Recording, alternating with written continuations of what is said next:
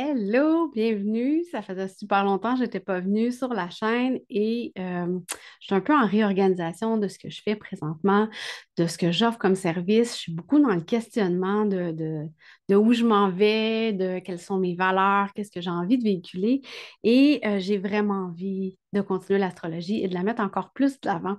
Et une façon simple pour vous d'introduire l'astrologie, c'est souvent avec la lune. On utilise les nouvelles lunes, les pleines lunes. On aime savoir elles sont dans quel signe pour savoir l'énergie qu'elles portent, mais on se limite à ça. Alors qu'en fait, la lune, c'est pas juste le signe dans lequel elle se trouve. Elle fait des aspects avec plusieurs autres planètes et ça apporte une dimension beaucoup plus profonde à l'énergie de cette pleine lune ou de cette nouvelle lune-là.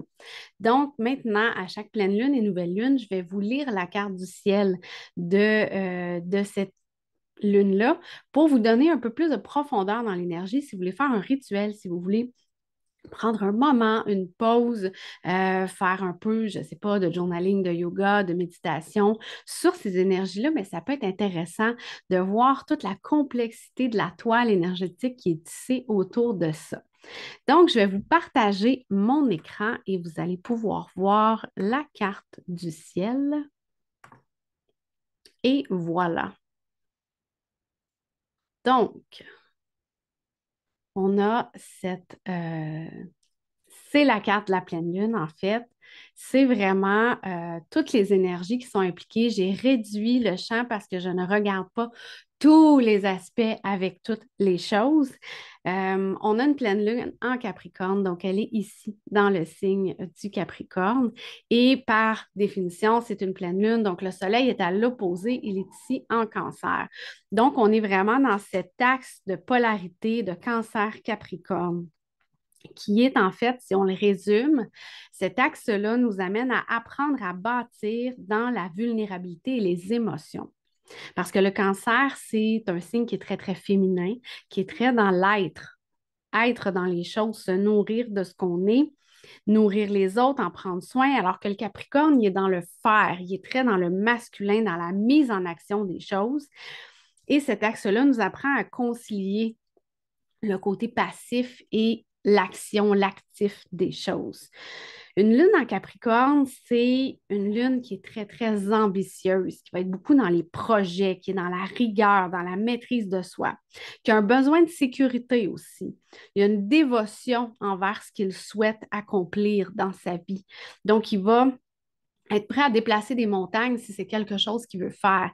Et lorsqu'on parle de la lune, ben, c'est vraiment dans notre monde intérieur, dans nos émotions. C'est pour ça que c'est une lune qui est parfois difficile, qu'on va dire qu'elle est froide, qu'elle est rigide parce que c'est très, très intérieur et c'est beaucoup dans la maîtrise de ce qu'il est. Donc, c'est difficile parfois pour les gens de percer la carapace de quelqu'un qui a une lune en Capricorne. Donc, cette lune-là ne sera pas dans l'émotion cette fois-ci, mais plutôt dans l'introversion, dans qu'est-ce qu'on a à l'intérieur de nous. Présentement, pratiquement toutes les planètes sont en mode avant.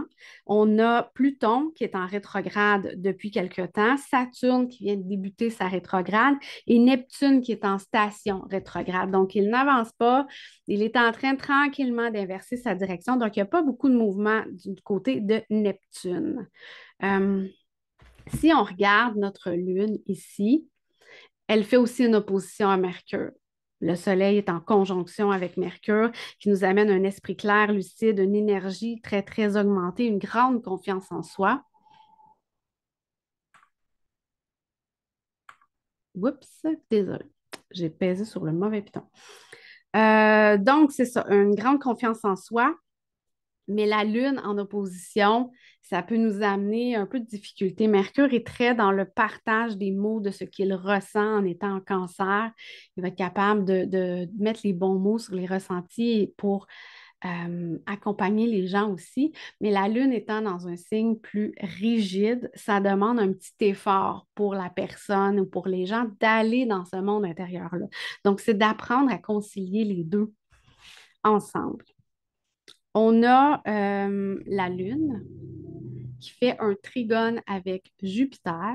Donc, c'est tout ce qui est en bleu, là, c'est des belles, des beaux aspects, des aspects qui sont doux, qui sont harmonieux, qui viennent aider les planètes à travailler ensemble. Lorsque c'est en rouge, c'est difficile. C'est un angle qui est soit un carré, soit une opposition. Donc, il y a une confrontation entre les énergies. Et souvent, c'est un combat qu'une des deux énergies va tendre à gagner. Parce que pour nous, c'est plus facile d'un côté ou de l'autre. Et le but de ces aspects plus difficiles, c'est d'apprendre à concilier les deux et à travailler avec les deux ensemble pour justement amener une plus grande harmonie. Et c'est comme ça qu'on évolue en fait comme personne. Donc, le trigone avec Jupiter et la Lune va nous apporter beaucoup de fluidité, va nous apporter de la bienveillance et de la bonne humeur. Donc, c'est un super bel aspect pour cette Lune-là qui vient adoucir notre Capricorne un peu rigide. On a aussi un sextile avec Saturne qui est présentement en rétrograde, qui va nous amener une stabilité intérieure, qui va nous aider à justement mieux structurer un peu cette lune-là, ne pas la laisser trop dans sa coquille, mais qui va plutôt nous aider à mettre des barrières pour prendre notre expansion avec Jupiter. Ensuite, du côté du Soleil, on a aussi des aspects avec Jupiter. On a un sextile qui accentue la fluidité puis qui vient mettre de l'avant les opportunités d'ouvrir nos horizons. Donc, tout ça travaille ensemble. Et par le fait même, le Soleil fait un trigone avec Saturne et Mercure aussi. Donc, on va aller vraiment jouer dans l'intuition du poisson, le côté imagination, de se reconnaître à travers l'autre et d'éprouver de la compassion. Donc, tout ça vient atténuer le côté rigide, vient amener plus de fluidité et nous amène avec un peu plus de douceur dans notre monde intérieur et dans nos émotions. On a aussi plusieurs autres aspects de planètes entre elles. En fait, ici, on a un petit paquet de planètes et d'astéroïdes ensemble qui amènent soit des angles plus difficiles ou plus doux, mais on a vraiment le carré de Vénus et Uranus.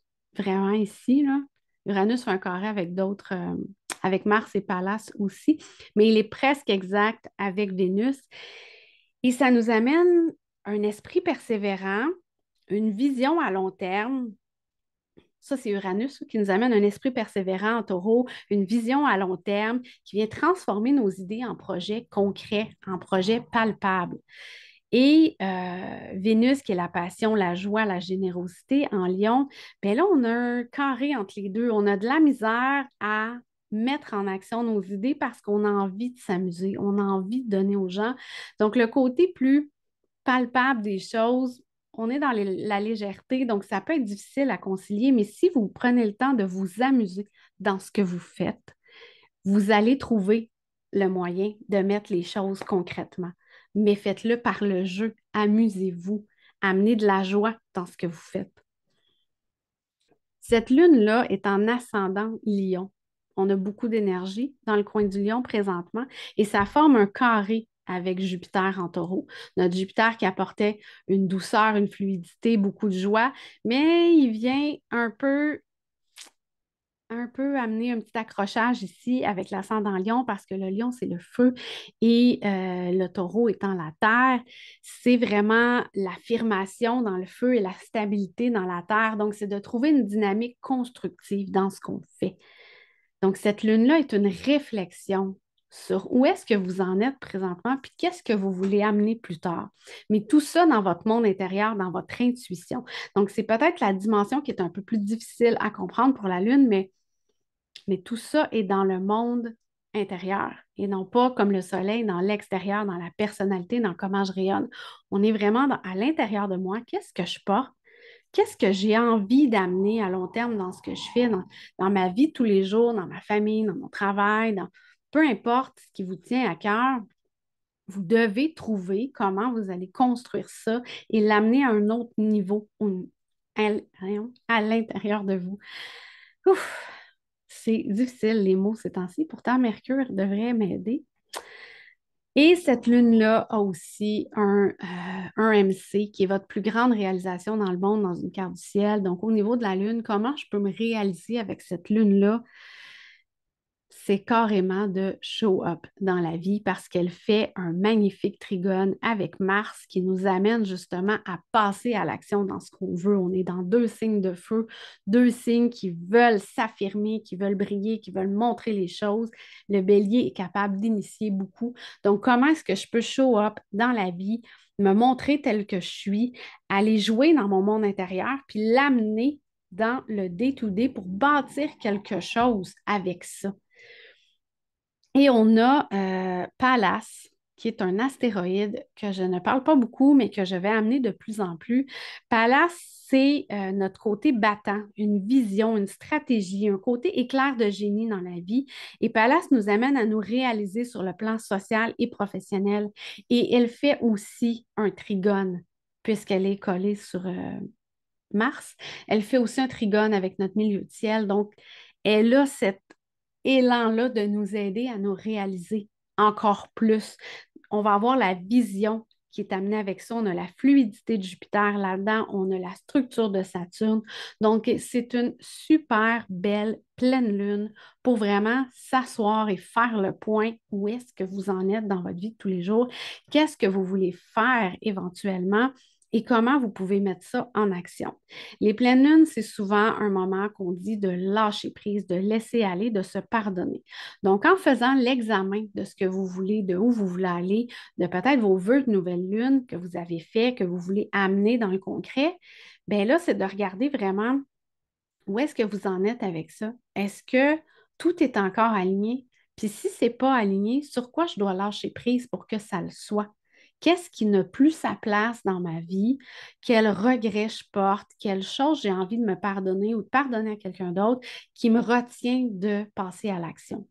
C'est vraiment cette énergie-là que vous devez prendre avec cette pleine lune-là, vraiment de vous asseoir avec vous-même, de regarder vos objectifs, de regarder ce qui ne vous sert plus et de mettre les actions nécessaires pour arriver à compléter vos rêves éventuellement. Donc,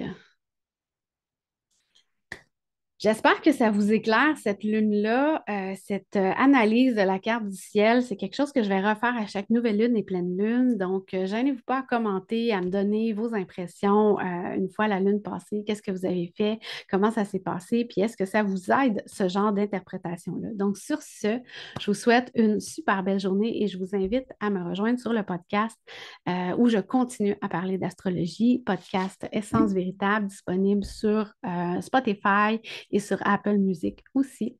Sur ce, je vous souhaite une super belle journée.